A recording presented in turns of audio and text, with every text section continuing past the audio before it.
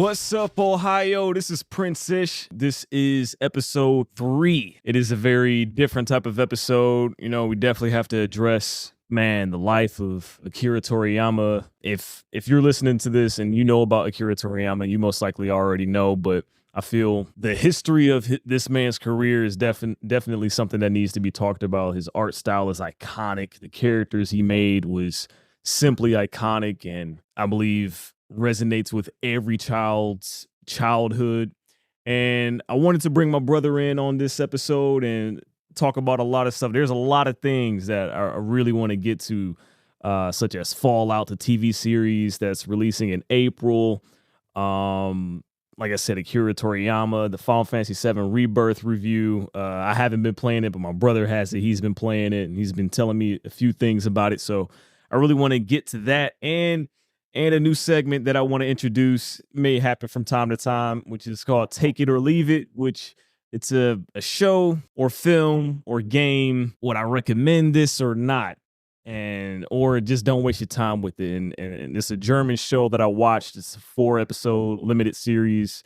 It's called The Signal. I want to break that down a little bit, and who knows what else was coming for today. But like I said, episode 3, I want to say my first introduction to Akira Toriyama was Dragon Ball.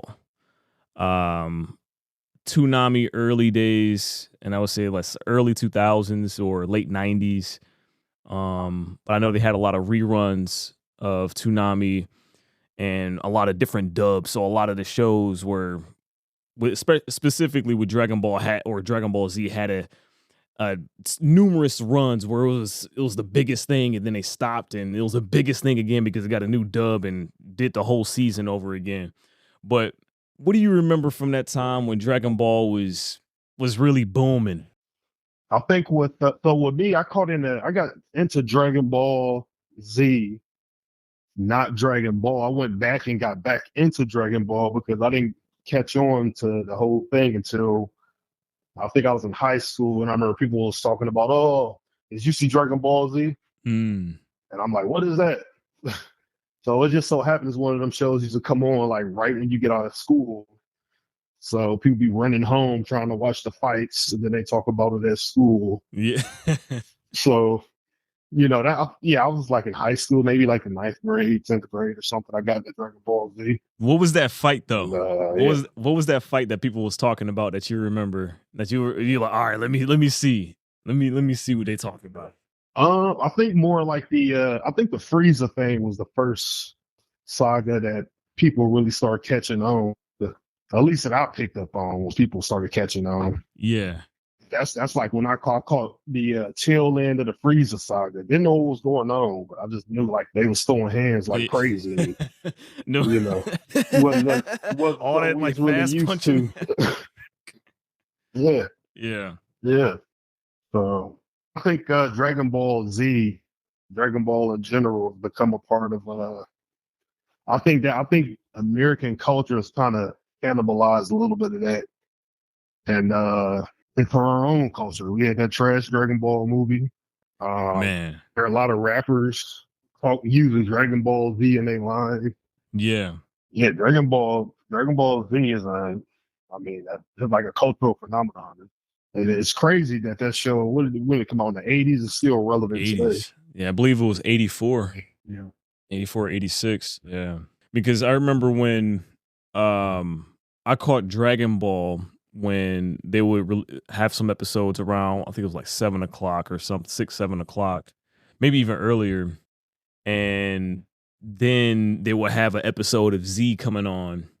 And I was like, oh, wow, that looks like that dude. And then when I started watching it, for me, I got caught into it from the Saiyan saga because they kept repeating that first season and those first 2 seasons so much. I'm not sure. I believe it was most likely because of the licensing issues, but they were replaying that and getting everybody hooked with Raditz and Piccolo beaming Goku and Raditz in the chest, and Snake Way, and like all of those early memories really made me look at the show as, oh, this dude just died.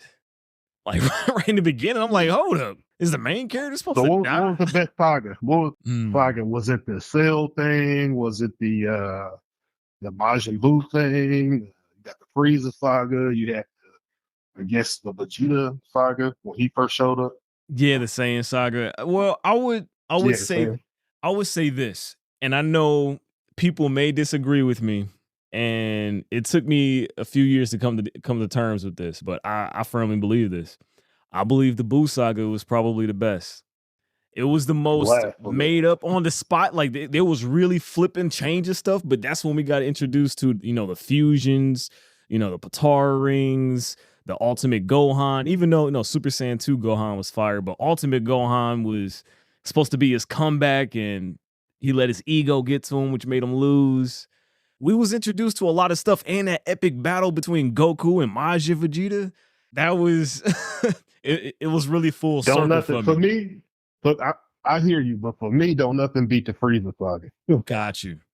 That Dragon Ball Z, the first transformation to a Super Saiyan. Yeah. Yeah, Goku was tweaking.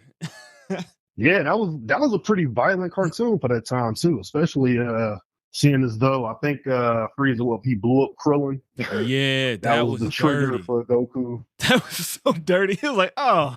He just lifted this dude. Krillin was like, huh? What are you doing? Boom. Yeah. That was so sad. That was so sad. Frieza, to me, the Frieza saga was the best because he just felt like Majin Buu didn't feel evil. Yeah. Frieza felt evil. Like he knew he was evil, and he was evil. It wasn't like he was a bad guy that thought he was a good guy. He knew he was evil. Yeah. And this is what I do. I love this. Yeah. I love this.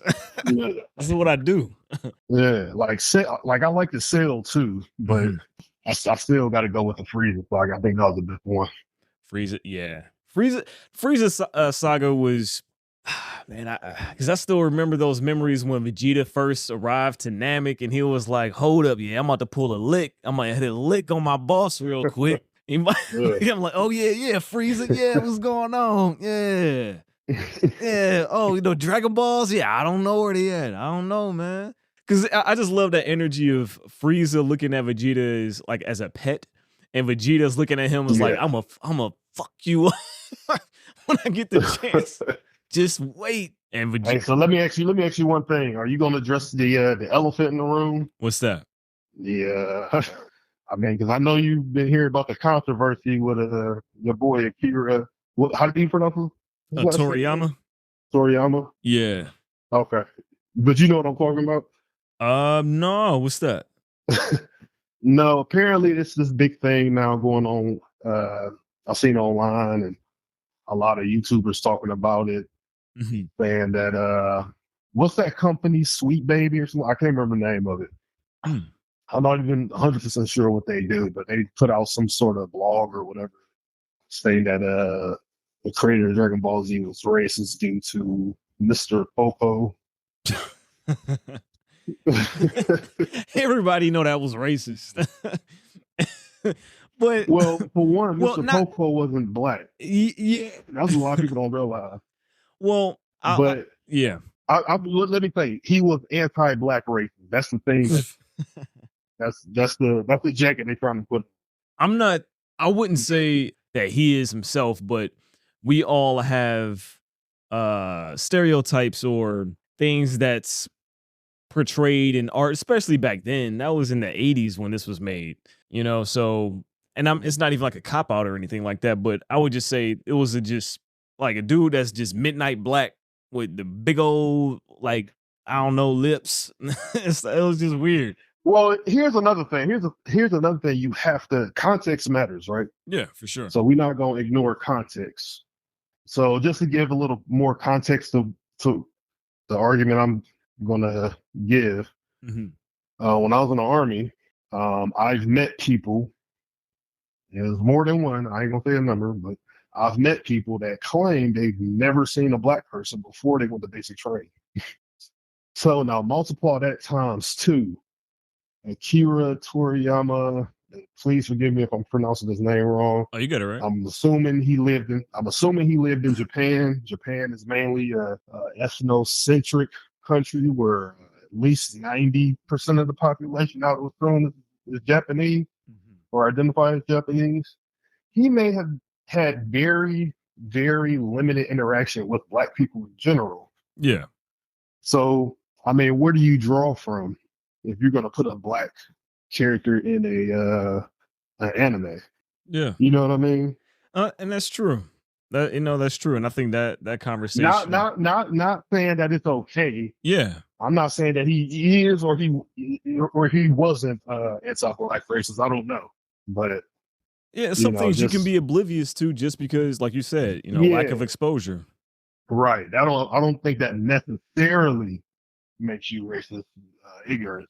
So, but looking at the character itself, we all felt like, the character is wild though. He wild. Hey, what it's wild. But again, but again, Mr. Popo isn't Black.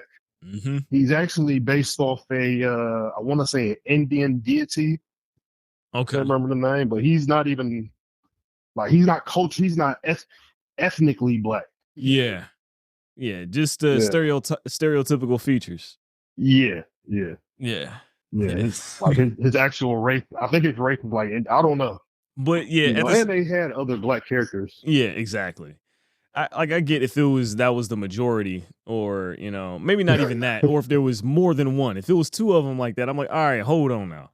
But it was what it was, and I think a lot of people, they just try to read into things just to be upset about something, or try to point out things that doesn't need to be pointed out, or they just don't have the education on the characters or the lore to understand. You gotta be careful what you say about people. You gotta be careful putting jackets on people because especially when they pass, that's weird.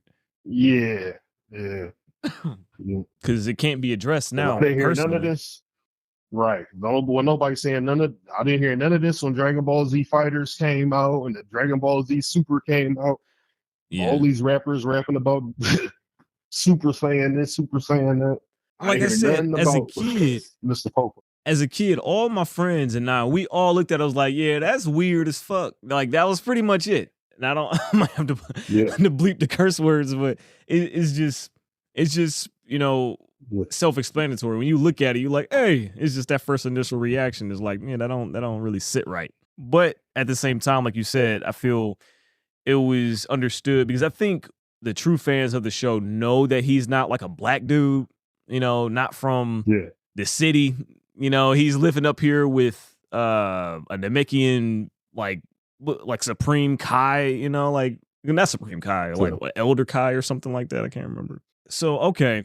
What was the best? Because we got to get through a few questions before listing off his other things. Because, this man has been doing this since the 80s. It is 2024. This is crazy. The run is insane. Even when he didn't want to make the show and the fans were demanding more, he came back in the kitchen, turned the lights on, started whipping up again. Even though it didn't make sense a lot of times, he would forget things, but he still flipped it and made it dope though. I feel every now and then there would be like some moments where it could fall flat. Even with the show, they had a lot of filler episodes, but coming on TV live like Toonami or wherever you was watching it with those filler episodes, it added to the atmosphere of the show. Whether you hate it or not, it did provide some type of value that it became the biggest show. Everybody was watching through years of filler or the epic fights. But I do want to ask you, what was your top 3 favorite fights of Dragon Ball history? Top 3 fights. Obviously, number 1 will have to be Goku and Frieza. Because I don't know how long that fight was, but I just kept remembering whenever one of them would get the upper hand in battle. Yeah. And then they're like, on the next episode. Yeah. That music come on. You're like, what? Y'all in the middle of fighting and you breaking it up? I thought that was kind of crazy. Yeah, definitely. You said top 3. Frieza talking to Goku crazy. You monkey. He was. Crazy to him. Yeah. Obviously. Another one of my personal favorites is Teen Gohan versus Cell. Ooh, yeah, that's a classic. Because it was kind of like a reveal. It was like, oh, okay, Gohan was training, and then everybody thought Goku was gonna save the day once again. You Yep. know what I mean? But Gohan stepped up, so I thought I like that because Gohan is my favorite character in Dragon Ball Z. Man, Goku threw his son to the wolves. He was like, "Here, that sensu bean, Cell. Here you go. I want to make sure that you are perfect. You are perfect." Exactly. I was like, "What are you doing?" Yeah. For sure. It's that last one. Trying to think. These don't have to be in order if you don't want, just right. Well, Frieza, Goku is number one. The rest of the other two aren't in the specific order. Gotcha. Last one. So I gave you two. I give you one more. Mm-hmm. I guess it would have to be Majin. No. Broly versus Broly. I was about to say. And I think that was one of the newer ones. Yeah. I think it was 2019. Like the Broly fight. Yeah. Yeah. Okay. Those are definitely my top three. My three would have to be Majin Vegeta versus Goku. That has to be my number one because how Vegeta just classic speed. Yeah, strolled in was like you a fool. How dare you outclass me? You a clown. How can the clown ever be stronger than me? Vegeta was hurt since Frieza. He was like, how dare this dude? That's saying pride. Yeah. You know what I mean? And he gave him that. You got to think, he's a prince of all fans. So he's supposed to be that guy. You know what I mean? He's supposed to be the alpha. And but for me, it was when they had that speech in the world tournament when Vegeta looked at him and was like, I don't care about none of these people in here. I don't care. You you think you want to go somewhere else. No. Boom. Blew up a side with civilians. Everybody's like, yo, it's Vegeta. Yep. Oh, we good. His friends like, oh, we're good. It's all good. They just talking. Why you look mad? Why you look mad though?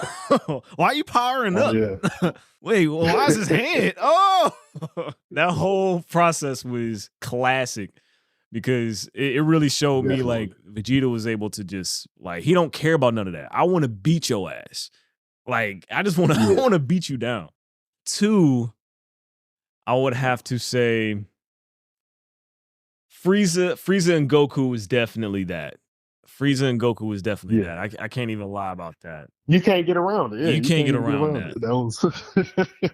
And I would have to say the Broly and Gogeta, which was that whole thing. Yeah. Like, that was crazy. Yeah.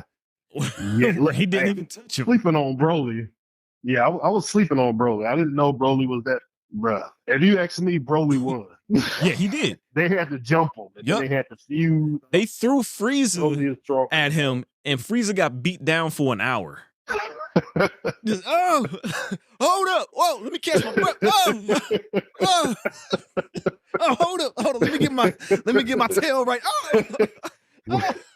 Well, that's one too many holdups. You in trouble. You in trouble when you got to say hold up. Hold up. Hey, hold up. Don't hit my face, bro. He grabbing. You still powering up? You cheating? You're supposed to wait. You're not supposed to fight. You're not supposed to punch and charge up. You start copping all them please, Maybe you won, but Piccolo was like, yo, what happened over there? He's like, yo, man, we got our ass whooped. I ain't even gonna hold you, dog. Show us that move again. Frieza like, he lucky I didn't have my good shoes on. I had my church shoes on. I was sliding all over the place. I came in here trying to flex. I was trying to look good. I didn't know we was actually fighting. Right, I didn't know he had hands like that. You're supposed to be a monkey. What are you doing out here with all this strength like that? What is this? Punching me all in my helmet? Like, what is this? Yeah, because at first I'm like, okay, Broly's just big and dumb. I was like, no, he different. Yeah. This Broly's sensitive. He most sensitive. Yeah. But when Gogeta came back and was just flexing, I'm like, all right, dog. Broly did not land another hit. That moment at the end, and I'll say this: this is the one thing that I find that's very beautiful about Akira Toriyama storytelling, is that Yeah. at some point he listens to the fans, whether it's the company that's in his ear telling him like, "Hey, we want to see more of this," like the fans want to see more of this, and somehow he'll kind of incorporate it. But he does his own thing, which I respect. But he gave that nod to like that moment at the end of Broly where Goku was walking out and he turned to Broly and was like, "Hey, yeah, my name's Goku, but Broly, you could call me Kakarot." Like they never forgot the roots of the Saiyan.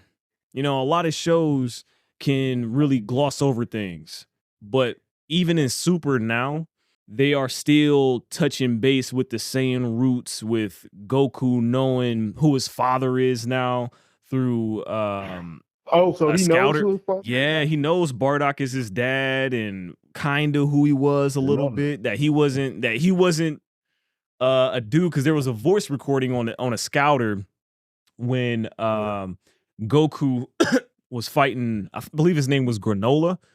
It was this other What? dude, yeah, they got odd names. But he was this dude that wished from a dragon to become like immortal or the strongest human, the strongest fighter in the Yeah. universe. And they ended up fighting and stuff See, like that. they redoing the same stuff over and over because they did that with Garlic Jr. Remember Garlic? Yeah, Garlic Jr. I think it was. yeah. But Now they recycling stuff. yeah, well, it's true. There's going to be somebody else that's going to wish for that. That's like such a common wish. Right. Um, Yeah, that's true. That's true. Yeah. But I like that they addressed that a scouter was left behind by this Namekian, and he played what he gave the scouter actually a plate or something like that, and they knew that was his dad. Vegeta was like, "Yeah, that's a Bardock." He's like, "Okay," and Goku was like, "Bardock, huh? That's my father." And he heard how he was talking, like, because at that time period, Bardock was beginning to defect from Frieza. Like he was looking at Yeah. Frieza like, "All right, you doing some dirty stuff and you don't care about us at all. Like you Right. look at us as lesser than."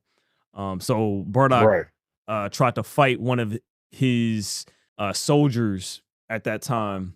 I just love that from time to time we'll get those wave back to the fans, that's just expressing more of what we wanted to see. Like we wanted to see some type of connection of Bardock or Goku acknowledging, his roots in some type of way, but it's just dope. It's dope. I think and I just say all that to say is that in Super, I feel we're finally getting moments that is beneficial to the lore of Dragon Ball, like especially back from Dragon Ball Z and Dragon Ball at that time. Is there anything else that you want to say before we move on though? No, I was gonna say what was that the third fight? Yeah, that was the third fight. Oh, Yeah, okay. it was the Broly. Okay, yeah, no, I'm good. Gogeta, yeah. But if you do look up Akira Toriyama's work, you can see that he worked on Chrono Trigger, which was an amazing RPG in the earlier mid 90s.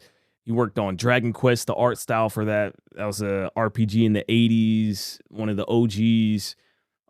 His hand and his art style has been around anime and just art for decades, and it's really really a sad time when a creator like that, who has such a pulse on a community like that. The one thing that's interesting is that, and it's maybe a little too early to speak upon this, but they were preparing for a time like this, and to make sure that he did have a successor in for some of his work like Dragon Ball. So we're going to see more stuff from that, but it is definitely going to be his presence will be missed though, for sure.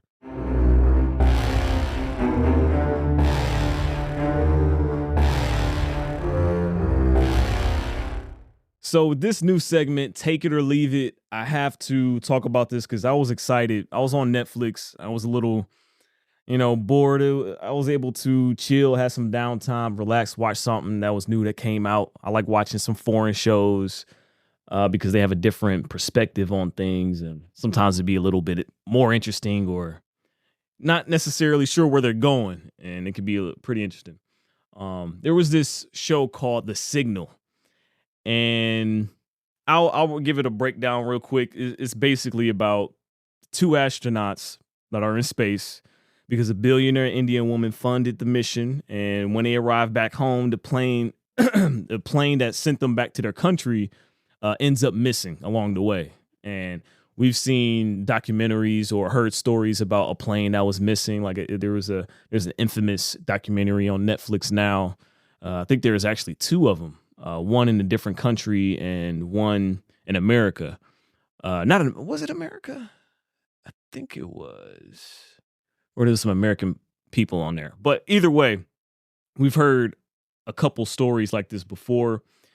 And the story follows a father and daughter following clues that the missing wife leaves behind, which leads to a signal. And the wife is up in this satellite above space near, not even near, but inside an American space station. And her hope is to find a cure for deafness. And she's in communication with her daughter this entire time. And this was the biggest letdown of a show that I have watched. This was the biggest build-up that it was only 4 episodes and it felt like 10. Oh, man. I was like, oh man. Is it better than Secret Invasion or worse than Secret Invasion? What was Secret Invasion? Remind me again. That's that Nick Fury show. Oh man. I don't even think I finished Secret Invasion. I just want to know how bad it was. I'm trying to find a thrift. I'll say it's worse because it was a waste of time. Like it was a waste of time because of the build-up. Like they tried to make you believe that it was aliens and that it was this big thing, but then at the end, you know those shows that try to teach you a story, but it's like, hold up, you could teach me a moral, but give me a better story. Come on. Like don't Right. just be like, hey, we need to be better people. Yeah, we need to we know this. We all know this. Yeah. And the sky is blue, water is wet. Yeah. But it turned out that, like, oh my goodness, and it was one of them shows where, this was the destination where the signal was supposed to land. Oh nope, no, I tricked you. Actually, it's this time where the signal was supposed to land. Oops, nope, tricked you. I don't got time for that, bruh. I thought we was been past this type of energy, man. And and then it turns out all of this time it was just a signal from humans that sent out that record in the 70s. Remember when NASA sent out this record that plays on repeat and from the different countries saying different stuff? Like it just made its way back to Earth, and that was it. That was it. I'm like, you wasted my time with this. Because actually it has to fall on me a little bit because I thought it would be a bit more interesting, not like a cop out of you gotta be careful. You gotta be careful with the artsy stuff. The artsy sci-fi movie. Yeah.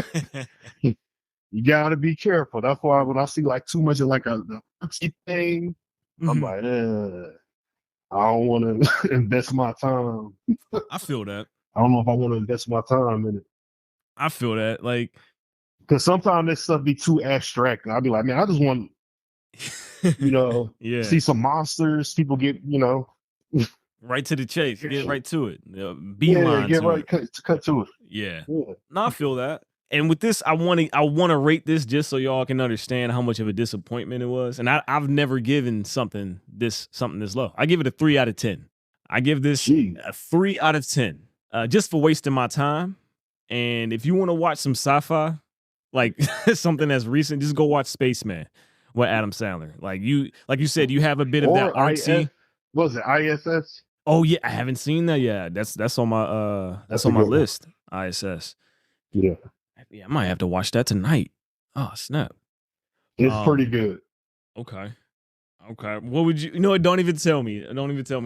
When I watch it, we come back and we talk about it because sci-fi. That's like my field. I love sci-fi films. Okay.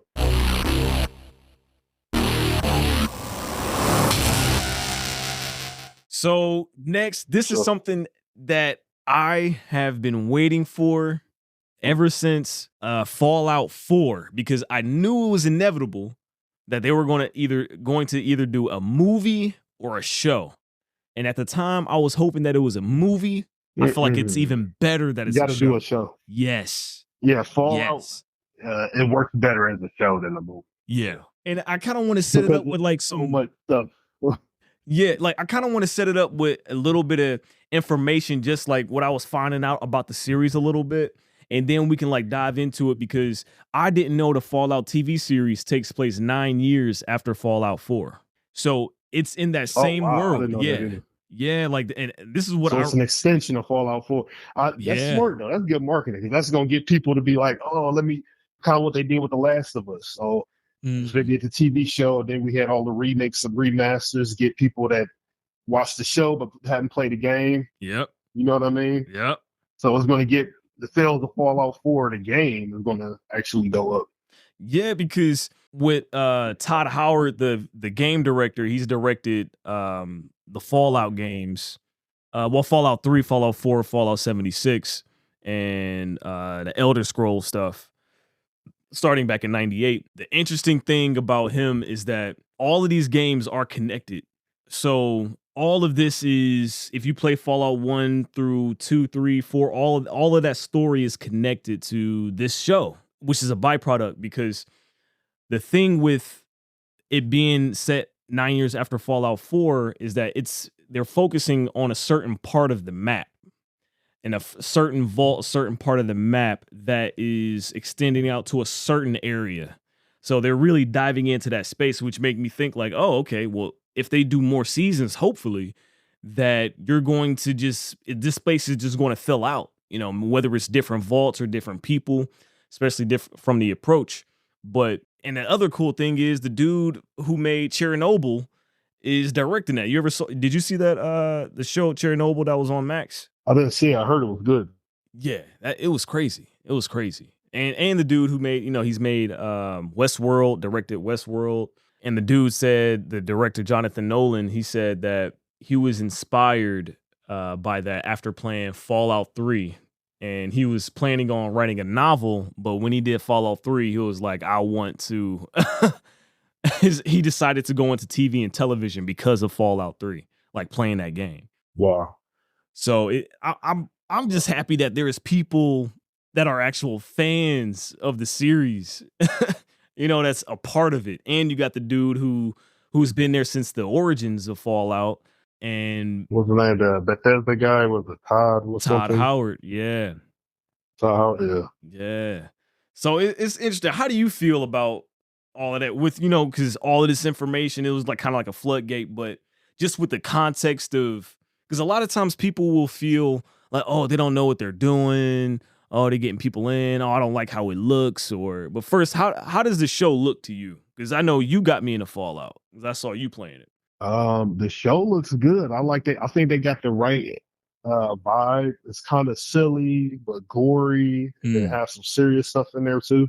Yeah. Yeah, it's almost like Fallout is almost like it's almost like Grand Theft Auto in the sense that it's really goofy.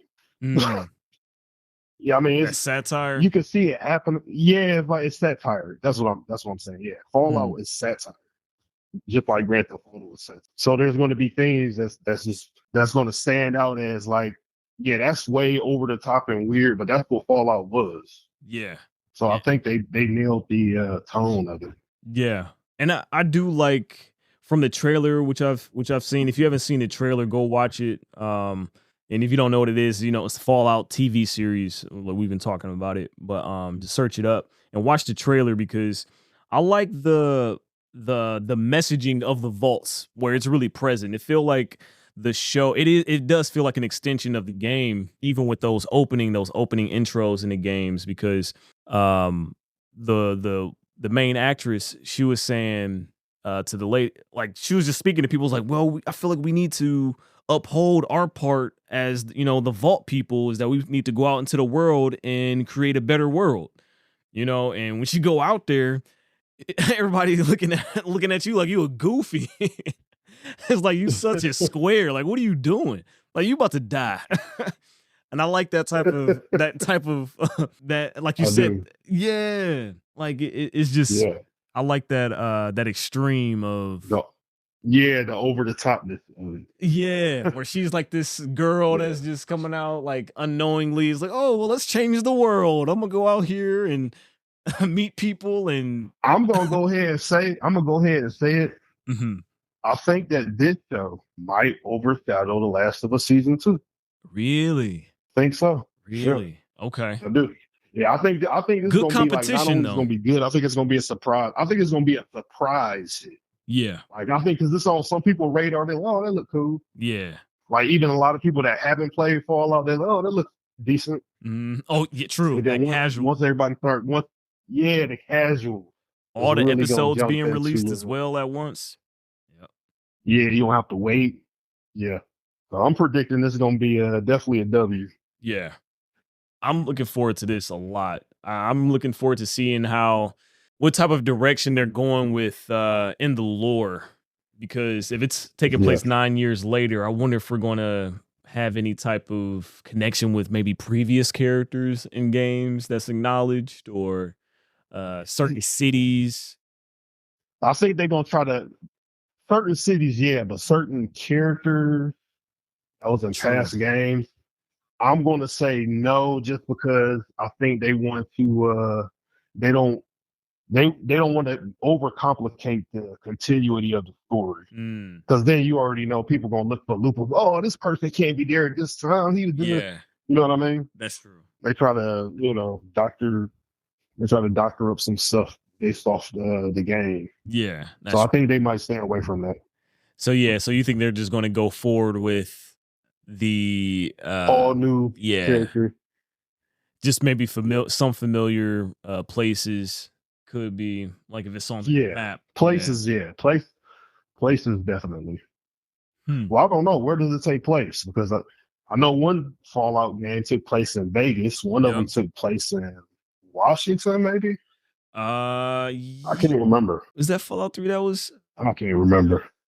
Yeah, because I know they have been hopping around. Yeah. Also, it takes place in Los Angeles.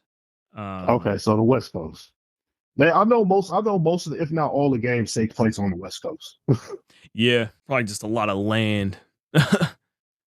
Yeah. Get away with a lot of Yeah, they like the desert tone that like you know what I mean? They like that type of tone. yeah. And so yeah, that's coming out in April. Go watch that trailer if you haven't seen it. Let us know what you're thinking about that trailer and what you expect to see. Because I don't think it's just going to be like some type of futuristic another post-apocalyptic or fake Mad Max type thing. It's not that, you know. It has its own story. I could see this being more like I could see this actually being more like maybe like The Boy Mm. or close to it. Maybe not as as Yeah, I can graphic. see that. With like the government being But at I play. think it's gonna Yeah. yeah, just that type of comedy, that type of Oh, maybe not as graphic and I can see it kind of leaning that way. yeah, and I'm gonna say this when the show drops, I'll do a weekly episode just review because I feel there's going to be a lot of stuff that's going to be in there, like the Yao Guais, the Brotherhood of Steel, which I'm excited for, and some of the like we were just talking about cities. I'm and excited stuff. for the synthetic. Oh man, yeah, Synthetic. that's going to be Yeah. hard when that's introduced. Do you? Let me ask you this though. Let me ask you one more thing. Yeah. Are there any special? Because I know you played the Fallout games. Are there any special like Pip Boy perk skills that you want to see in the game? I mean, from the game in the show. Yeah, that's a good one. Like because I'm pretty sure the character would be able to activate certain like the VATS or whatever through her Pip Boy. Yeah. I wonder how they're going to address that. I wonder if it's going to be things that are That'd be really cool. influenced. Like if every episode, Mhm. it'd be really cool. Like if every episode or every couple episodes, she learn more about her Pip Boy and she get more skill. Yeah. I wonder how that's going to be But it'd be addressed. skills from the game. Yeah, because I wonder how that's going to be addressed. I wonder if she as a person is going to be influenced by the things that she's doing, and it's casually she's going to lean in more into that and become more of Right. something, like whether it's, like that night of the, like someone that at night they becomes more vigilant, like they become more. Yeah. Wasn't there like a vampire one? There was one like if you eat like I remember one Cannibalism. that if you eat a dead human. Yeah. Like I hope they give her that. I hope she gets some of the weird ones too. That would be cool to see. That'd be cool. That'd be pretty funny. Yeah, I wonder how they're going lean to into like the weird skill. Yeah. Not just like gun nut where you can shoot more accurate. Like lean into like the weird one, like the weird. Or at least have people, because there's other people with vaults in that has Pip Boys. So I wonder if you're going to see more of that, like other people that's having that type of stuff or issues. I'm sure you will. So that, I didn't even think about that. How the Pip Boy is going to influence the characters, huh? Yeah, I'm excited. Because remember, Ty Howard is what, co-producer or something like that. Yeah, he is attached. I know he's involved with the. I don't know if he's writing it. I don't know, but I'm pretty sure he's on set. He's implementing stuff from the game into the show.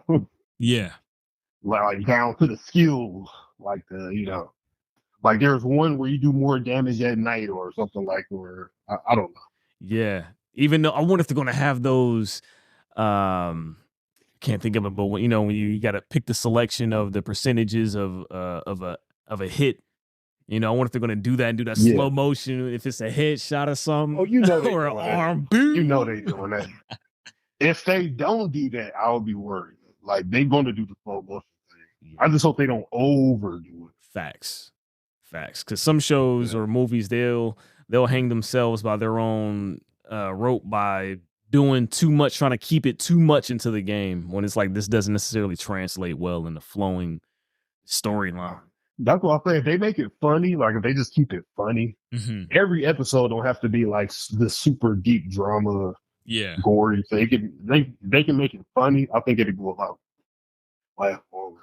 Yeah, I am looking forward to the story because the one thing that I always found was interesting and like looking more into the lore is that the vaults come from these companies, these billionaires or that funded their own vaults or plans when they knew that it was going to be a nuclear world war.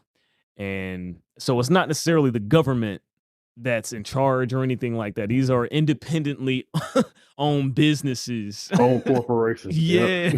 The Brotherhood of Steel is Microsoft. Brotherhood of Steel. Yo. They might not know it, but they are. Yeah, that's hilarious. But I always found that interesting because, even with the synthetics, which is like the androids, the super mutants, all of this stuff is influenced by these billionaires. Yeah. But I mean, how is that different from what's going on now? Exactly. Perfect timing for the show. Perfect timing. It's all, and I didn't even know that Todd Howard said that he's been getting offers to do a film for over 10 years now, like ever since Fallout 3 came out. And he said he just kept sitting on it because he was like, this doesn't feel right. And when I saw him say that, I respect that. I'm like, yeah, this stuff that wasn't the reason. Well, I think it's. I know what he said. Yeah, I know. The reason was we need to make Fallout $1 billion industry before we started. You know what I'm saying? Yeah. You trying to get maximum ROI. That's all that is. Yeah. But I do think having more, like you were just saying, that that's probably true for sure. For sure. Not only do I think Fallout is going to be a good show, because the track record, I know they're not going to mess up the track record. We had good video game adaptations like, Mario, Last of Us. What's the other show that came? Twisted Metal I haven't watched it, but I heard it was really good. I've seen most of it. It's its own thing. I respect that. Okay. It pokes fun at itself, like in a kind of a Deadpool way at times. Yeah. I mean, even the last what was that? Suicide Squad. That movie I liked it. I liked the Suicide Squad. Well, that's not necessarily a video game, but yeah, you know what I mean. Just an adaptation. Well, I think video games is it's not like back in the day where I don't even remember what video game movies we had. They tried them every once in a while. And, Super Mario Brothers. oh my goodness. Oh my goodness. Yeah, the 90s one. Dude was Hispanic, man. Like nothing wrong with that movie? But... Is that racist? Was that movie racist? Could they do that today? Nah, you can't do that today. You can't do that today. But if you look at the Ghost in the Shell movie live action, they did get that off. They got it off. But it was a good movie though. I thought it was cool. Yeah. I thought the movie was cool. But you can't get it off and do what they did with Super Mario. You can't. But they didn't get it off of Ghost in the Shell. They didn't get it off of Ghost in the Shell. They did. They got a lot of backlash. They got backlash for it. Yeah. Yeah. But I think over time, people look back at it and think like that was a good movie though. It wasn't bad. It was just that was an issue. Yeah, bad press can make a great movie bad. An objectively great movie bad. Wow, yeah, that's true. That's true. I didn't even think about it like that. But is there anything that you would like to see get an adaptation for that's a video game? Like whether it's a TV series or a video game to like a show or a movie? Yeah, something else, because we're in that time now where the technology has caught up and the video game studios have that pool now where they can get those relationships. Oh yeah.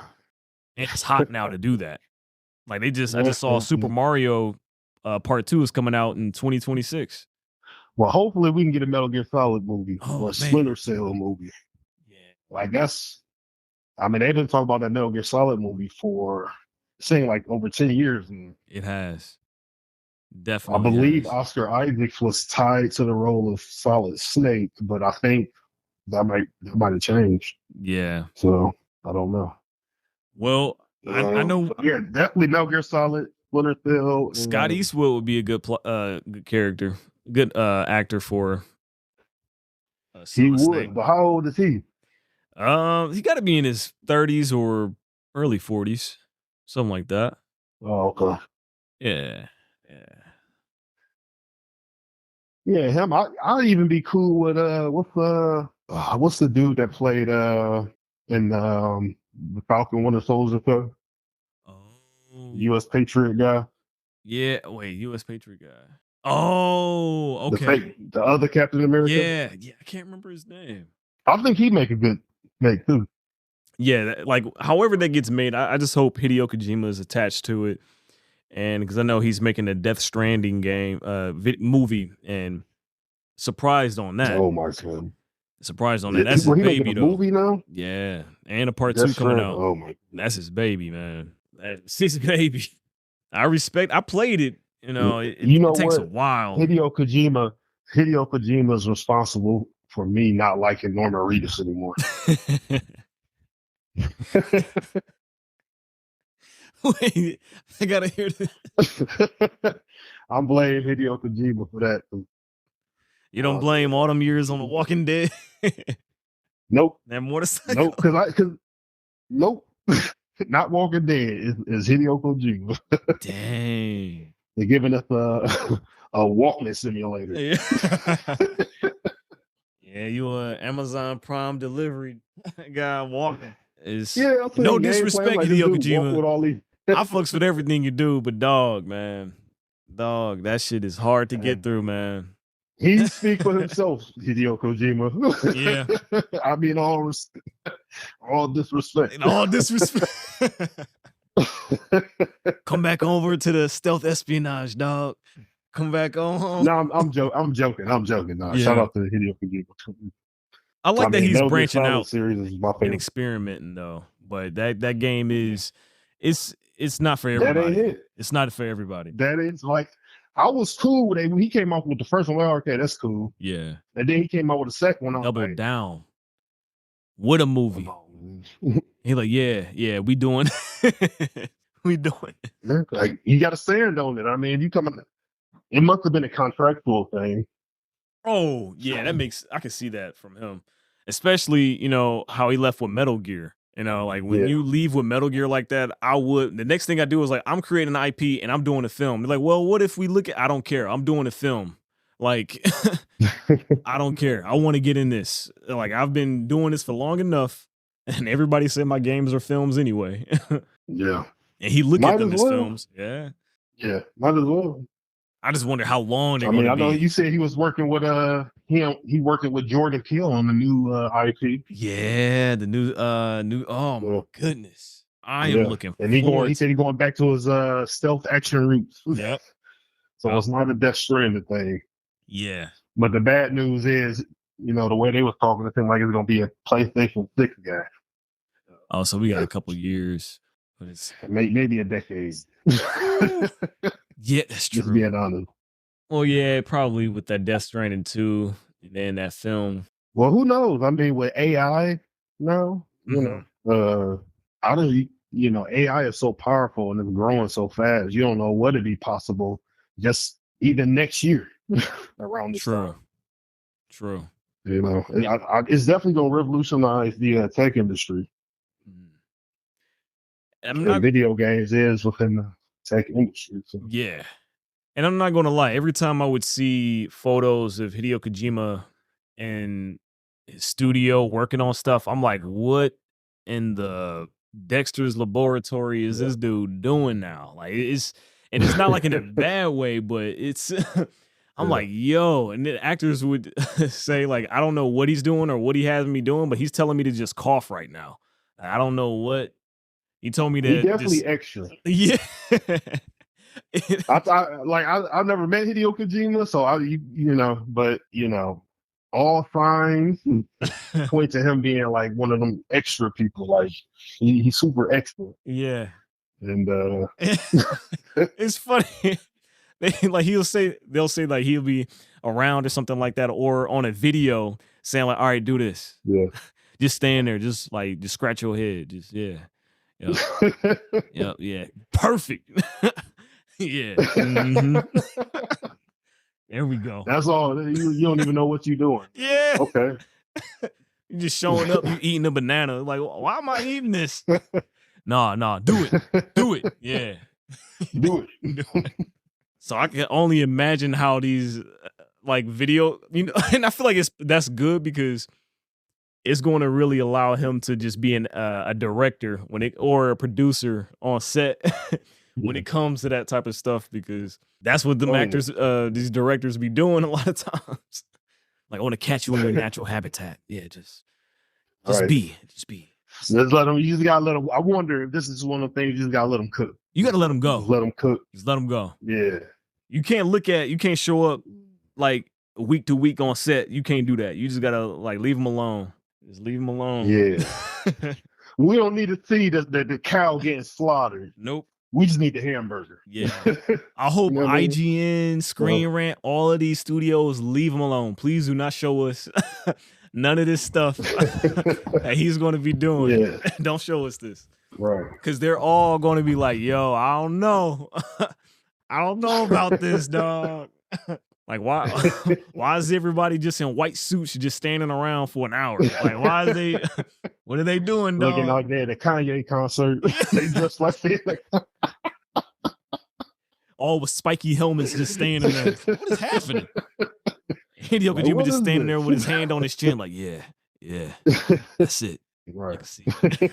He's not even speaking English. He's just speaking in Japanese, pointing to his team like, yeah. Mm-hmm. No, you know what he's saying? You know what he's saying? He's like, listen, I can make anything. They're going to throw the bag at me. Yeah. Watch this. That's what he's saying. Watch this. This is funny. That's true. Like that, I can do anything I want. Look at this. Watch this. Hey, watch this. Hey, go get my cousin. Hey, get in here. Get in here. Hey, watch this. Watch this. So, yeah, so this is a game about you got to drink this orange juice. And then the orange juice bottle turns into a helicopter. Yep. Everybody there straight face, just nodding their head. Like, wow, this man's a genius. And Sony like lightweight scared. They looking like, all right. And it works somehow. It's like, what? No, Sony like, bring this man more bags. You see what he coming up with? They just pushing this. Konami was like, nah, dog, we don't know what you're trying to do. We trying to get to these phone games, bro. Right. I'll be like, we want these phone games. We don't want to see this man taking a shower. Why you taking this? Why you got a home? Why this character got a home? He should be out in the streets fighting. Why are you back at the crib drinking a can of Sprite? Why is he doing that? And he was like, yo, we just... This game, you're a construction worker. But you know what I mean? Like something, I don't know, something mundane. Yeah. You get all this gear, but you actually doing construction work. Like the game. Yo. And then midway through the construction work, you go through a door, you falling through a void. Just, You greeted by the Pirates of the Caribbean. What's that dude's name? Oh, hey. Johnny Depp. You got Johnny Depp in the game. Like, dang, you got Johnny Depp in a construction game? Like, how did this doesn't even look right in the face? This man don't do no construction. You climbing this mountain. Yeah, nah, we can go on forever. Because Hideo Kojima he'll do anything. You will think you're going in one direction and it gets convoluted and it gets fire. Yeah. Like most people, when they try to add things to be more convoluted or complicated, you just like sometimes like, all right, I'm tapping out. When he do that, I'm like, my head hurt, but where we going? Where we going? Yeah, he's super extra. Bruh. Do you remember what Metal Gear Solid 2 was about? I was just about to say, man. Anybody. It's hard. When you get to that middle point, you like, all right. Yeah, I was like, who I gotta fight? That's all I need to know. And like, all right, I'm this dude now. Big octopus dude. He's Snake? No, he's not Snake. He's the first Snake? Wait, hold up. Especially the ending of Metal Gear Solid 2. Like if he ever gets to do a Metal Gear Solid movie, I am curious to see how he does Metal Gear Solid 2 if he does that. They'd be better off turning that to like a series at that point, because I just don't see how they can wrap that. Throw the bag. Sony, they Hideo Kojima see what they doing with Last of Us. You know, y'all better throw that bag. Metal Gear Solid would be a fire TV show. That would be a fire amazing TV show. Just give 8 episodes. 8 episodes. Yep. Need to be 1:10 though. Each episode, 1:10. But HBO got to do it. Netflix is, hit or miss. It could go either way. It's hit or miss. Hit or miss. HBO Max, they'll throw a bag at you, and it could be something just as a documentary, and they gonna make that documentary pop, even if it's about like, man, I went to the store when I was a kid, and there was this dude. He always stood on the corner. He never said nothing to nobody, but man, I remember that dude, and everybody it just be about that neighborhood. $10 million. Yeah. Then they get their bots to go online and put fake reviews. Oh, this show was so great. I think I saw that dude as a kid saying stuff like that. Yeah, you're right. Max, they definitely should throw that. And they should do that with video games. The quality gonna be there. Yeah. The quality is definitely gonna be there. This HBO Max. Yeah. That's why I say if it was between a movie and a TV show, I might go with the TV show. Unless it's like somebody like Christopher Nolan doing Metal Gear Solid or something. Yeah. I think nowadays TV shows are just on par with movies. And Christopher Nolan, he has a way of doing film that's specific for film. You know, like really capturing that atmosphere. But yeah, you can really do a TV show justice especially if it's an adaptation when you already have the material and it's just about like bringing it out.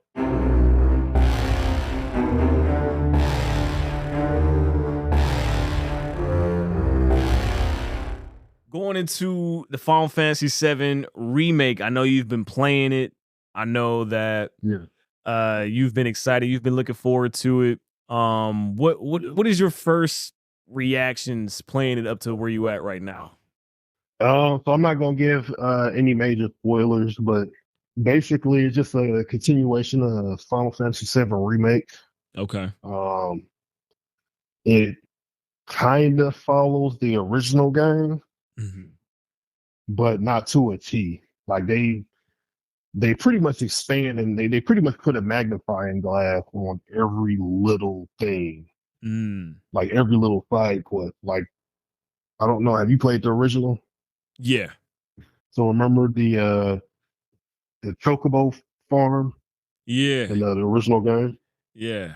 Now it's like the whole thing. Like, you don't just go there and get a Chocobo. You gotta help some kids do something. It's a whole place and They got a whole story. They got a bruh, like the hotel manager, and I think Calm is the city. I think that's the name of the city. In the original game, he like, hey, I need a room. All right, that'll be 10 gil or whatever. Yeah. In this game, he like, yo, Schindler's after y'all, and I'm a whole double agent, and I got an underground bunker somewhere, and I need you to go talk to this guy. Like, I'm gonna hold y'all down. Expanded everything. Yeah. Where I'm gonna make you run an errand before I give you something. Do you think it's extra? Do you think that it's too much? Yeah, it's extra. Okay. Like, does it add or take away? It definitely adds because you know, it's been a while since I played the original, but now I'm really like, oh, I wonder what's gonna happen next. But it's weird because I played this game before. Okay. It's not this game, but the original. But I'm still like, I wonder what's gonna happen next. Let me ask you this, because I played I think I beat the original Final Fantasy 7. Yeah, I did. And then I beat the remake part 1. Do you think it is more so, like, from the differences between the games, do you think it's a continuation or its own thing? Wait, are you talking about its own thing from the original game or just the remake? Yeah, from the original game. Yeah, from the 90s.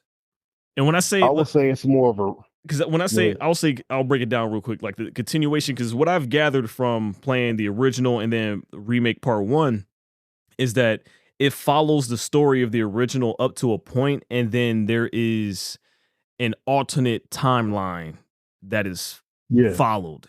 Oh, okay. So you're saying, is this just an alternate timeline FF7 story? Yeah, is it meaning like that's a kind of a continuation, or it's its own thing? You know what I mean? Because, like, I would see it as a yeah. How do you view it? Yeah, I would compare it to being a light reboot, a lightweight reboot, and that we're going to take like the most important concepts, the aesthetics, the way the characters look, the way they act. We're going to take the core concepts, Cloud's beef with Sephiroth and Zack and all these different relationships, those core things, and we're going to put it in a whole new game. And we're going to flesh out everything. All the stuff that was little in the first game, now that we have the horsepower behind the PS5, we're going to really expand on the game to the way we wanted to do back in '97, but we were limited on technology. Got you. Okay. So I think this is even the creator said this is the way the game is now is closer to what he wanted it to be back when it came out in '97. The reason that whole the battle system, right? Yeah. The turn-based battle system in the original game. That people don't realize that was there because of the technological restrictions we had. Yeah, true. Turn-based battle, like, it was more of a technical restriction at the time. But the way the gameplay is now is the way they wanted it to be back then. Really? So actually, I think this is the original Final Fantasy. Okay. Or this is just everything. They just added everything that they couldn't do back in the day. Got you. I wonder if that applies to the story as well, or if that story is just the element of a reason to do that. You know what I mean? Like, that's like that caveat for them to be able to explore, to do more. It's a little bit of both, because I remember I read the article. Can't remember the name of the article. The people were welcome to look it up. One of the creators of the game said that they changed the relationship between Aerith and Tifa because the creators of the game who worked on the original one, I believe, they said that they didn't like the way they portrayed the relationship between Aerith and Tifa in the original game. Like that was one of the things that they put it out there, but they was like, oh, we should have did this better. Yeah. I didn't want it to seem like this, you know. So they changed that up in the in you know in Rebirth. Oh, that's Remake. dope. So okay, so like the characters' relationships with each other are different or will be represented differently in the or explored more too. So that's another thing. Yeah, it's gonna be explored more. Yeah, yeah. They add a lot of. So I don't want to offend any fans out there, but they do have some Kingdom Hearts stuff in there. I'm a big Kingdom Hearts Which fan. I'm not a but, fan of. So you will love it. I'm not a fan of the Kingdom Hearts. If it's 1 through what is it 1 through 2? 1 and 2 is I really like. 3 it was different, very very different. Yeah. They it's a little bit in here. Okay, It's a little bit. then one of the things I will add too, just to kind of round off my viewpoint of the game, I will say it's been a minute since I played Remake, but this one definitely the game doesn't graphically it doesn't feel as polished as Remake. But you have to remember Remake wasn't an open world game. True. Right. It's probably rendering a whole lot. So yeah, so I do now playing this game. I am like, this doesn't. I'm not gonna say it looks worse than a Remake. Yeah, but for a Remake being a PS4 game and this one being a PS5 game, you think there'd be a greater leap in graphical resolution? Yeah, you know. Oh, that makes sense though. I think anybody would expect that. I wonder if they're going to patch in some stuff updated. Yeah, they're gonna patch it. There's a performance mode. There's a graphical mode, or whatever, where you can play in 60 FPS. But they did say there's going to be patches coming on. You know, they had to get the game out there. Yeah. So the little stuff they fixing now. So okay, let me ask you this then. Would you? And I'm gonna answer first because I do believe I would like to see this. Would you want another Final Fantasy game remake? Like why and why not? And like kind of how like Capcom is doing with Resident Evil. I know personally I would want to see a Final Fantasy 9 remake. I feel like that would be one of the ones. That's fair. Simply from I will play it. The story. Yeah. Like even though it had that more fantasy type of element to it, but the story. I'm gonna say the thing that that you least expect me to say. Okay. I think Final Fantasy VIII deserves a remake. Really? I believe it deserves a second chance. Yeah. I like that. I believe it deserves, because if not for nothing, there's a lot of Squall fans out there. Yeah, that Gunblade is fire, and his attitude was pretty fire too.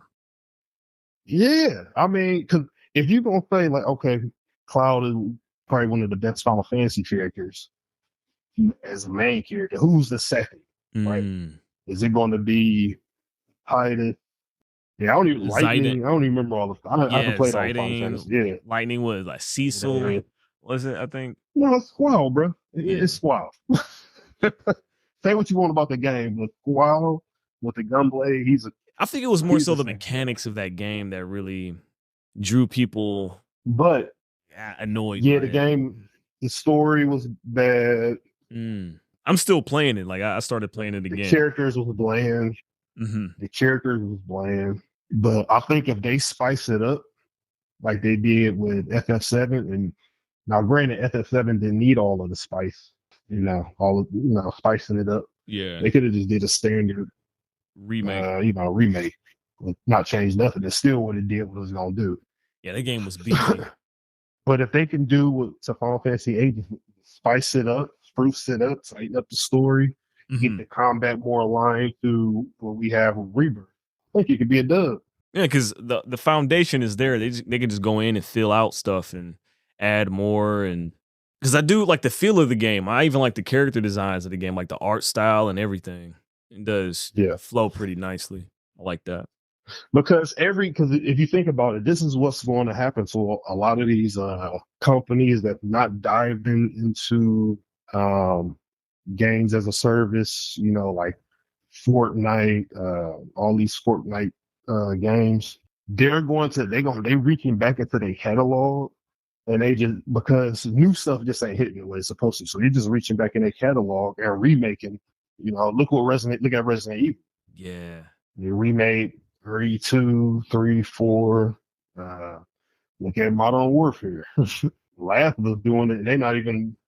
It's crazy. They're not even at the time frame where you're supposed to be doing it. You got 2 games out, 2 games, and they already got 2 remakes. It's crazy. I don't get that. I don't care if it's PlayStation 7. I don't get that. That's crazy. Yeah. Yeah. But it's fire. But I think 8 can bring me back to liking, well, not back to, but 8. If they do a remake for Final Fantasy 8, I think that would really get people back into it if they give it the same treatment that they give it 7. Yeah. 8 would, and I'm a lean over there with you because 8 would be a better remake than 9, because 9 is already, that's my favorite Final Fantasy game. I could play that back just with that's my second favorite art style like that. But think about it. They might as well, if they're going to go that route, let's not pick and choose. Let's go 8, 9, 10. Do it that way. Yeah.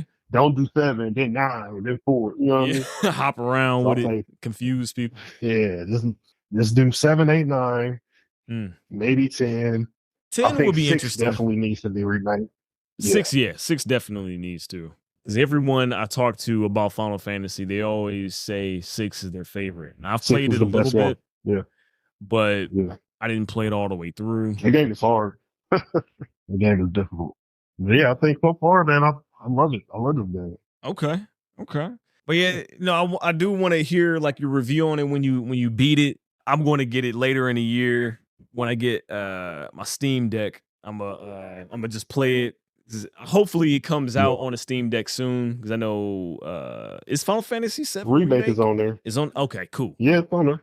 Yep. Cool. Because I already beat that, but I might get that again just to play it through. Oh yeah, Crisis Core is on there as well. What's that? Oh, the Yuki. They got Crisis Core. There's a UC DLC. I haven't even played that yet. Okay. So they definitely gonna milk. They gonna finish milking FF7 and then move to the next. Yeah. Okay. The only one I want to see is Xenogears. Yeah. Oh my goodness. I know that you're gonna say. Now I know what you're gonna say. Well, that's not a Final Fantasy game. Mm-hmm. I was like, well, originally this Xenogears was supposed to be Final Fantasy 7. They changed it at the later on because it's like, well, this is too different. Yeah. The mainline Final Fantasy. See, that would have been crazy dope, and it would have had a longer lifespan.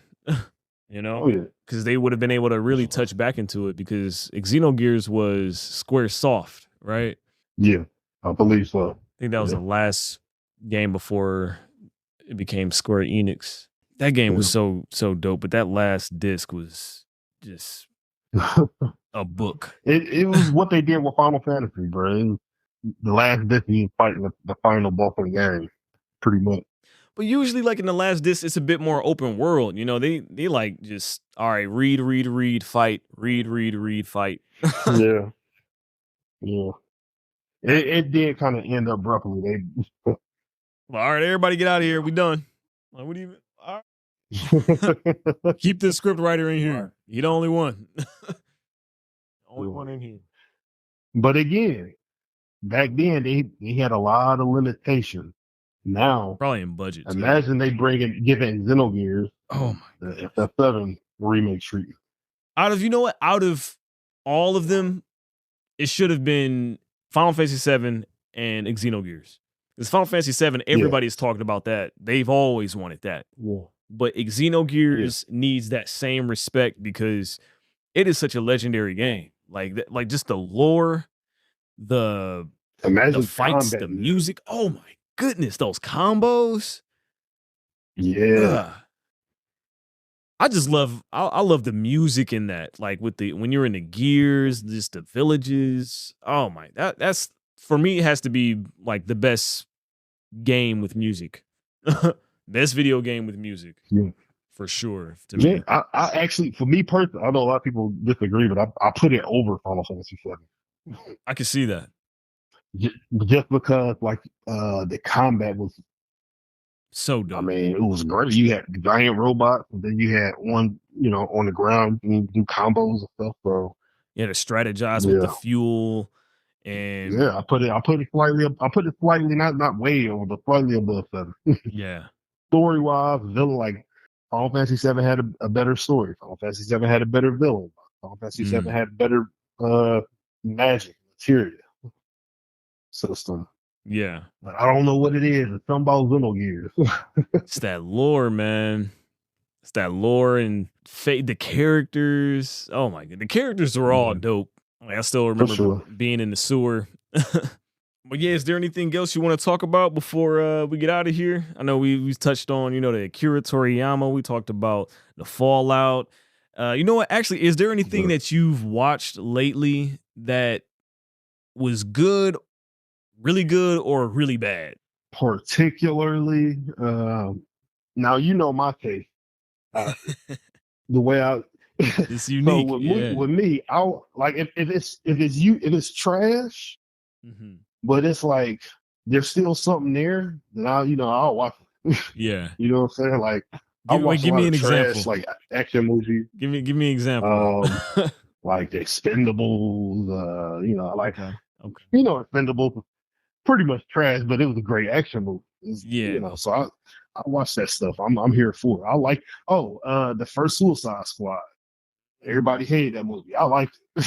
I liked it. I didn't like the Joker, Yeah. but I just Joker liked in the the fact movie. that it was, yeah. Yeah. What's that movie that came out on Netflix with Batista, the zombie movie? Oh man, Army of the Dead. Army of the Dead. I liked it, the Army of the Dead. Okay. I did. I know it's a trash movie. So I feel Zombie like if I Tiger. say a movie trash, yeah, bro, that was the best part. Uh, so if I say a movie trash, then it's got to be super trash. Yeah, they went into So the I set deep. the bar kind of low. I ain't gonna lie. I'll admit, I set the bar kind of low. Mm.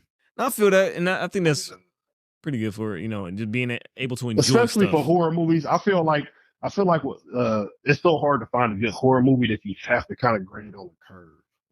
Yeah, it's not that many. You know what I mean? It's not that many that Yeah, you comes don't out have like too frequently. many.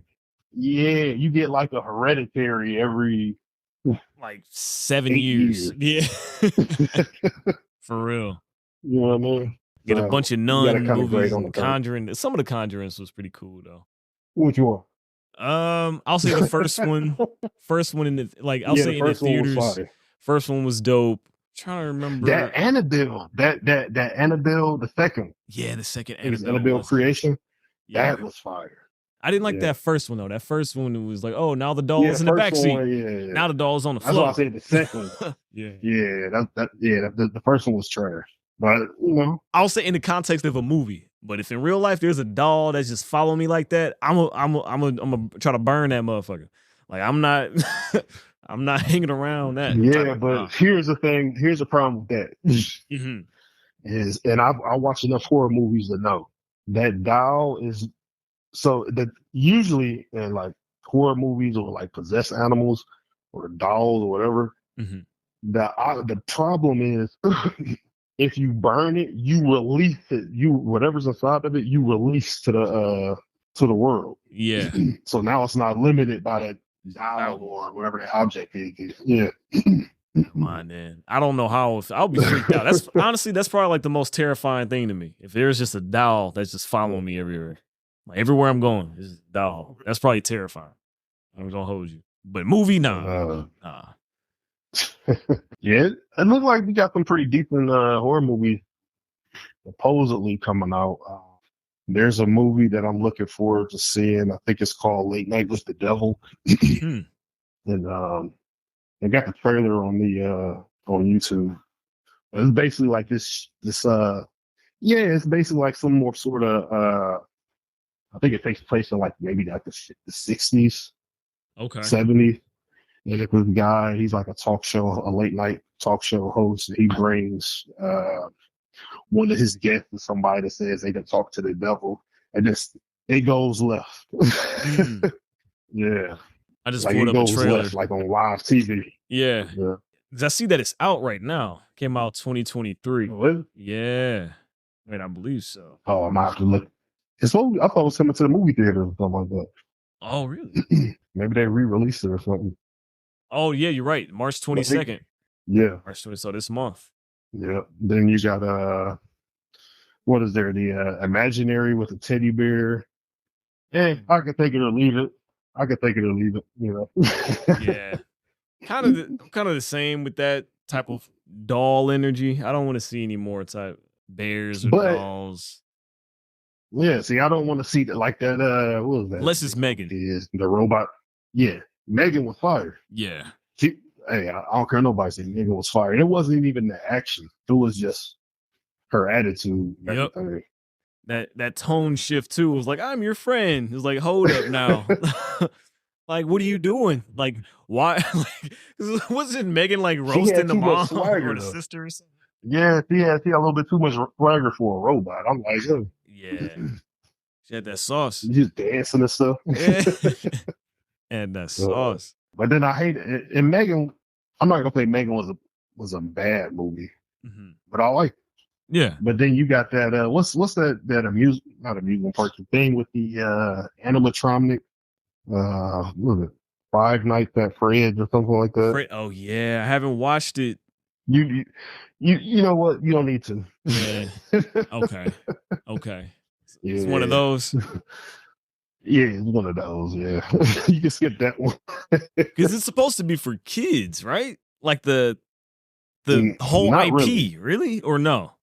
I don't know. I see cartoons like on YouTube with those characters, and then those characters killing people. So I don't put a cap on that. Put a limit on that. The movie was like the movie, and that was the thing with that movie. It felt like it was like it didn't know what it wanted to be. It's PG-13 movie. It's a rated R horror movie.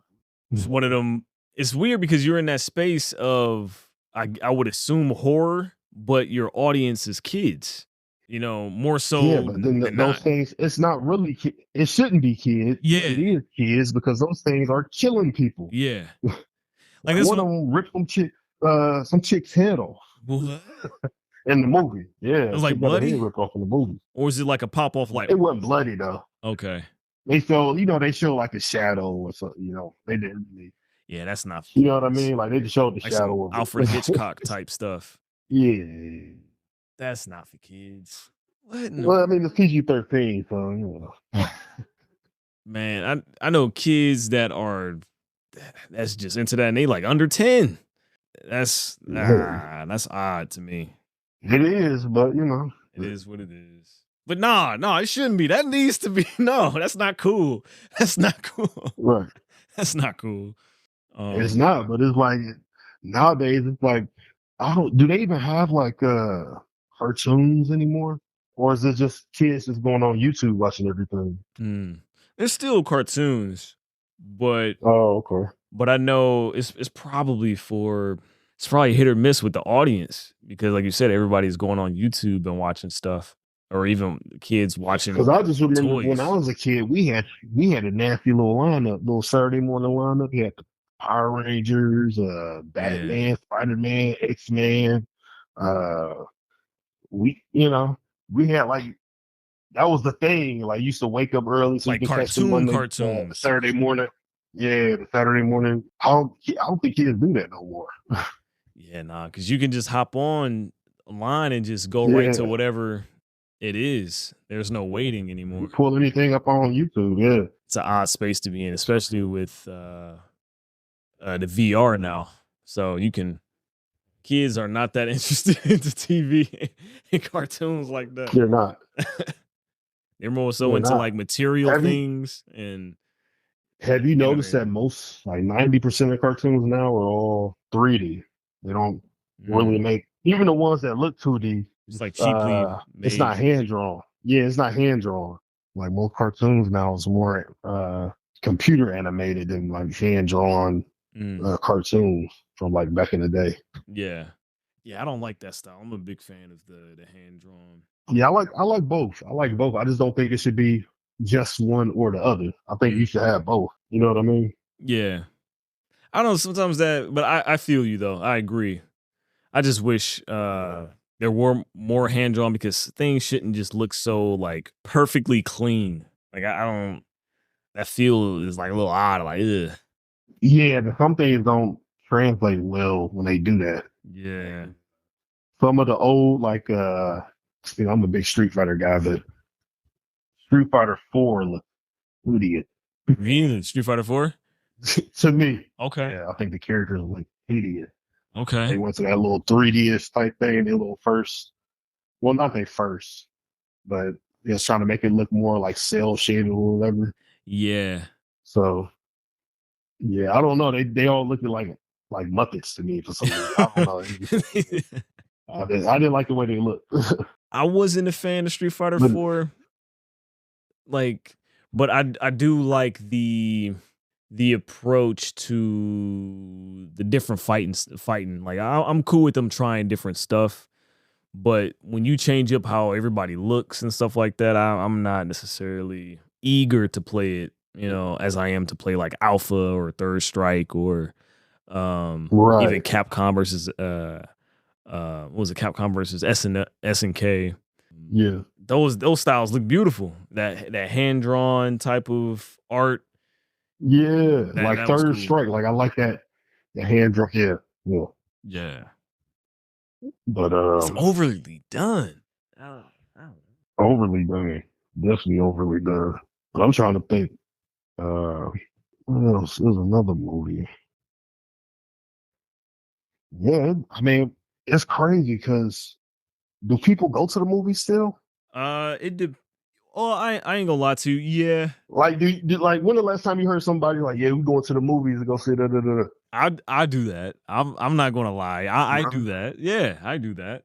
I hit up people, like sometimes my people, they'll hit me up, but it has to be for them. It has to be a bigger movie. Like for example, when Godzilla -1 first came out, you know, overseas, and they was Yeah, talking about it, I knew that was going to be mhm, coming over here, and you was telling me about it, and I'm like, I yeah, got to go see that in the theaters from the trailer.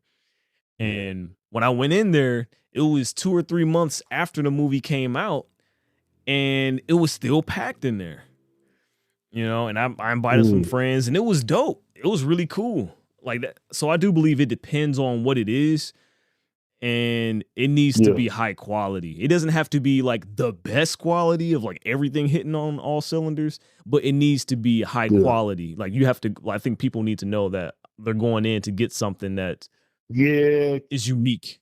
Because you're not getting like like you're not getting like a bunch of rom comedies anymore, Nah. romance comedies, or you, it's gonna be like Avengers or like Terminator, something like that. It's Like got to be a big action or a big thriller, something that's gonna fill possibly. seat. Yeah.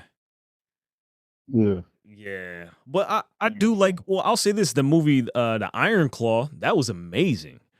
You know, with Zac Oh Efron and yeah. yeah, I heard it was good. oh my goodness, I went to the theaters and saw it. That movie was one of the best dramas I've seen. And Hmm. I can't even say in how long, because personally, I like Zac Efron as an actor because he really plays a wide range of people.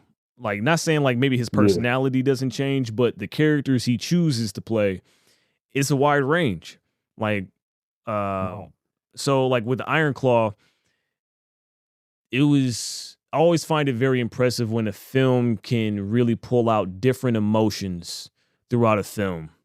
And that movie was based really Mm, upon like a family curse. And is it real or not? gotcha. And by the end of it, you like, is it real or not? Like, hold up, this is Make wild. you question. Yeah. So Oh, yeah, I would definitely, you need to watch that. I think you should watch. I think you'll really like that. I'm gonna Really have to like check it. that out. So Yeah, because I'm just looking at what's at the movies now. They got Doom 2, mhm. Kung Fu Panda, Imaginary, Madam Web. I'm just looking at this like, Yeah, nothing really in there is really screaming go to the theaters. I Besides mean, I Dune guess 2, for the Doom, the Yeah. Doom people, Kung Fu Panda gonna Oh yeah. make money. I didn't even know that was out, but you don't You even already know those type of movies. that's automatic. Yeah, that's automatic. That's automatic. You don't need to know it's there. It's doing well. But the rest of this stuff, like the Bob Marley movie, I saw it, man. I saw it. Maybe. Yeah, that should be I on don't know HBO if I want to go to the movies and see it. Yeah, that's you know what I mean. If you do go see it, you'll like in the theaters. You'll like the concert aspect to it, but everything else, I can get that on Netflix. I should be able to get that on Netflix. Because when you go to the theaters, it needs to be more whether it's the scope of it, like a scope of a film, or like the storyline. It needs to be bigger. Like it can't just be all right. We just talking. All right, cool. All right, we about to go in here. And if we're talking, you got to be some actors. You got to be acting in that. Like, hey, I'm gonna bring up a name I know you don't like. Okay. But they know what they're doing when it comes to that. My boy Quentin Tarantino. I know you got smoke for him. You ain't got to get into it, but man, I tried to watch that. I watched it though. I finally watched that movie though. I finally watched. The ending was fire though. Literally, didn't he? Oh boy, he said literally. He did pull out that torch in the movie. If you don't know what we're talking about, it's Once Upon a Time in Hollywood. Yeah, and yeah, got the gold in there, DiCaprio. Yeah, you know what I mean? Brad Pitt. That was a fire movie. It was a dope cast. I like the cast in it. You can't play Bruce Lee like that, man. You got to get hands. Man, come on, man. You got to get hands to you. Somebody got to touch him up in the face a little bit. Just to remind him, it's like, yo, bro. You know what? It would have been cool if, maybe towards the end, like the end of the credits go. Yeah. And then old boy Brad Pitt get a knock on his door. And then Bruce Lee like, yeah, we got to run that back. Yeah. Come, sir. Come outside, sir. Right now. See, that would have made me more mad. I'm not even gonna lie to you. That would have made me more mad. I'm like, you got Bruce Lee like, man, now you got Bruce Lee wanting a rematch? Come on. What? What? That would have been hard though. That would have been hard. Man, nah. Like, yeah, we got to run that back, bro. Don't step outside, sir. Somebody should have checked Quentin Tarantino on that bull, man. That ain't. Oh, he come on, bro. He did get checked. So, I hope somebody of stature checked him, like in person. Like, hold up, why you do that? And no matter what his response is, no matter what she did on Sway too, which is I give mad props for that. But no matter what his response is, it's not acceptable. No matter what the response is not acceptable because you did a caricature of him, and you can't do that with Bruce Lee. You can't do no caricature. Listen. Can't do that. I like some of Quentin Tarantino's work, right? Yeah, but I'm not gonna be defending him all crazy. So I'm gonna let you get it off. I can't defend because listen, we like Django, right? But then I'll be thinking like, so he must have been sitting at home writing N-word this, N-word that. N-word here. I'm gonna put another N-word right here. Yeah. Who's that N-word on that? Like you sitting at home writing this, like, oh no. Yeah. That's nasty work right there. It's like you mad comfortable, huh? This your element. Yeah. Showing it to his black friends. Hey, read this. Jamie looking like, okay. Here, Jamie, read this script. Read it out loud. Read it out loud to me. Look me in my eyes. Look me in my eyes. I'll play the other dude. Look me in my eyes. Nah, player. Yeah, what type of role play? Yeah. Yeah. Leo can get away. I let Leo get away with anything. I ain't even gonna lie to you. Yeah, Leo get away with. He get away with it. Yeah, he dope, bro. Yeah. It's like, go ahead. What you want to say, Leo? Yeah, do that. Do that times 2. Go ahead, man. Yeah, do that. No, we ain't gonna do that. He gonna have to chill out too. Yeah, you think so? You have to chill out too. Yeah, yeah. What else He has can't he get done? too comfortable. Well, nah, he comfortable. He can't get too comfortable. I ain't gonna lie. I ain't gonna lie to you. I can let him get away with it. Leo, he get away with it. Shia LaBeouf can get away with it with me. Like, I don't care. Shia, you know, that's my boy. That's my boy, man. I know you crazy about Shia LaBeouf. That's my dog. That man be tripping. I'm like, yeah, let's go. Yell at them damn Autobots. Yeah. Bro, we need Shia LaBeouf and Samuel Jackson in the movie together. Oh, man. Like, I don't know what they would do. Samuel Jackson needs to be his parole officer. Like, yeah. Shia LaBeouf, man. You know, like, I have the most up. And they gotta be rated R where they can be yelling and cussing at each other. Yep. Like, I can just listen to them two like yell and cuss at each other for like 20 minutes. Like, I feel like that could be a whole movie. Ain't even no action. Get your mother get in the car. So what do you? And then Shia LaBeouf be looking down. Do you want me to stand up or you want me to sit down? What do you want me to do? I can't do both. I can't do both. What do you want me to do? You want me to listen to you, or you want us to die? Bruh, you sound just like him too. You sound just like him. What do you want me to do? I can't do both. I can't do both. He stand up and look you in the eye, slam on the table. That's the OG, man. I still got to see that Padre Pio movie, man, because ever since I saw in the trailer where he was looking at that woman in the face, like, do you believe in Jesus? Is he your Lord and Savior? Tell me. I'm like, whoa, yeah.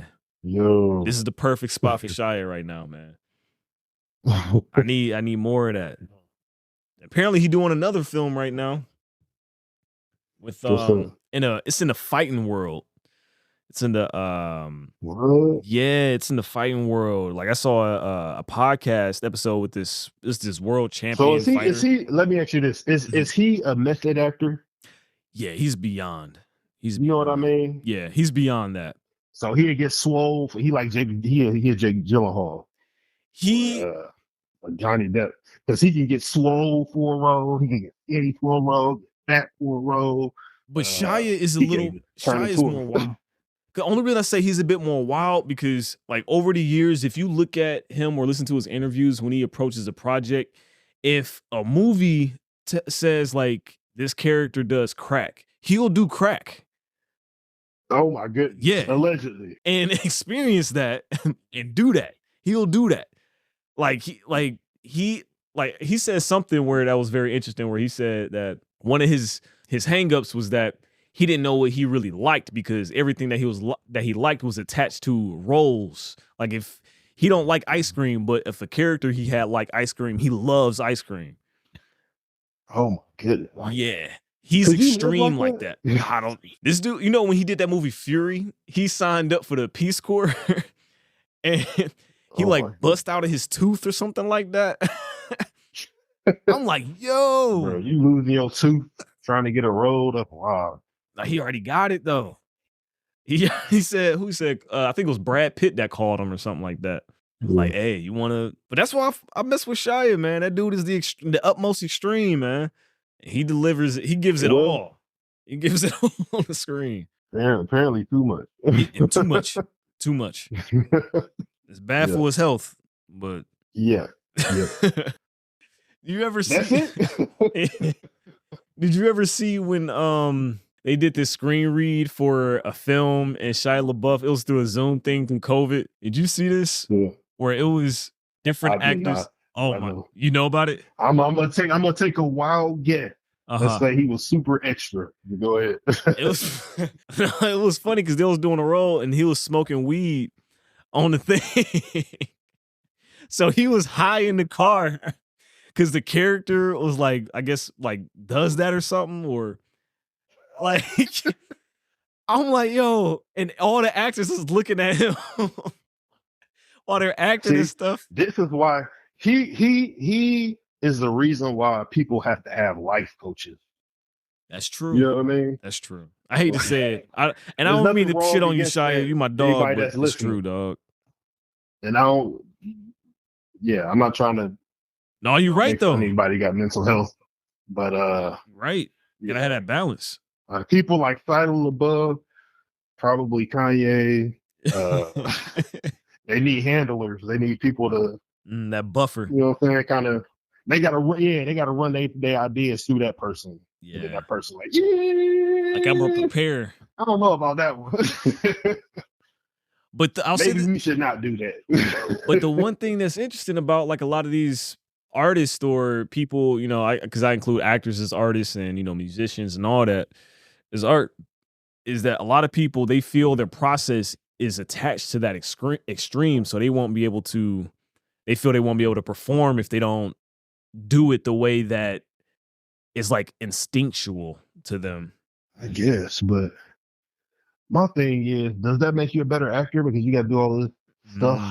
When That's then you true. got people like DiCaprio, he ain't got to do all of that. You got people like Denzel, they ain't got to do all of that. Yeah. You got people like I was gonna say Tom Cruise, but he actually does his own stunts and stuff. So Tom Cruise extra. I mess with he all extra. that. He's Yeah. he is so. But like Jamie Foxx is a good actor. Yeah, he is. He don't do all it. He not doing no crack or nothing like that for us. To be a crackhead in the movie. That's true. Yeah, especially to embody that. Yeah. Yeah, but I think he's a lot of. But the one thing with a lot of these people is that they have had training. Most of them have had training, and I know, for example, with Shia, just to give a little pushback, he's always said that he's always felt very insecure because he grew up on a set. That's how he learned. So he never had any type of training at all. And a lot of these people that's coming from Juilliard or these very prestigious schools, and he's like, well, I'm about to commit the most. That's his thing, I guess. Like, I'm going to commit the most. I see what you said. So it kind of fills that gap for him. Right. So it's a tough place to be in because like you probably just don't learn in a structured way. So you have to become. Everything is from a young age. Everything is about financial gain, even down to the clothes you wear, how you act in public, how you answer questions. The people you hang out with. Everything is all the financial gain, and it can warp your mind over time, especially if that's the way your life started as a child. Yeah. You know what I mean? Yeah. It just stays. Where now he don't even look at what's moral. He don't even look at he don't have a foundation to stand on as far as like, okay, I don't care how much money they offer me. This is a non-negotiable. I'm not doing X, Y, Z. Yeah. I care less about that road that much. He don't have that. He don't have that a solid foundation to stand on. So he just, what they need me to do, I'll do it. But them type people dangerous. But it's funny because it's like they dangerous to themselves and others. Yeah, but it's interesting because they don't tell him to do none of that. He just do it. Like he because he think that's the way to get to the bag. I think it's more so the expression part, because he did say something in an interview that he did with Kristen Stewart, the woman that's from Twilight, where he said that he doesn't, ever since he did the Indiana Jones movie, the Transformers movie, that really kind of swallowed him. And he was saying that he became detached from movies with such a focus on plot. He said he wants to do movies that's focused on just characters. So that's what he likes to do. Movies that are focused on characters, not so much on plot, where it's like carrying the movie. Yeah, I get it. He's the new. He's the new. How can I put this? He's the new Jim. Jim Carrey after Jim Carrey was Jim Carrey. That makes sense. Like he's Jim Carrey, like when he did like a Spotless Sunshine Mind movie. Yeah, Eternal Sunshine of the Spotless Mind, I think. Eternal Sunshine. Yeah. He's not the mask Jim Carrey. He's not like in Living Color Jim Carrey. He's the new current version of Jim Carrey. And I want to see more of that with Shia, though. I really do. I feel like he's stepping out of stuff, but I would like to see more. Yeah. But I do want to start to wrap this episode up. We've been going, I think it's the longest episode yet. So I appreciate you guys really sitting down with us. If you've been on your way to work, or if you're on your way home, or if you're just cleaning up around the house, cooking or something like that, definitely subscribe, hit that like button so you can catch up with us on the next episode every Tuesday. And I hope you guys have a good weekend, a week, whatever it is to you, and get your ass to the theater, because you never know when it might be the last day when the theater is open, and you're going to be upset when it's a niche thing and you're going to have to drive 2 hours away to find a theater. So get your ass to the theater. It's going to be the new drive-in movie theater. Don't say that. Don't say it.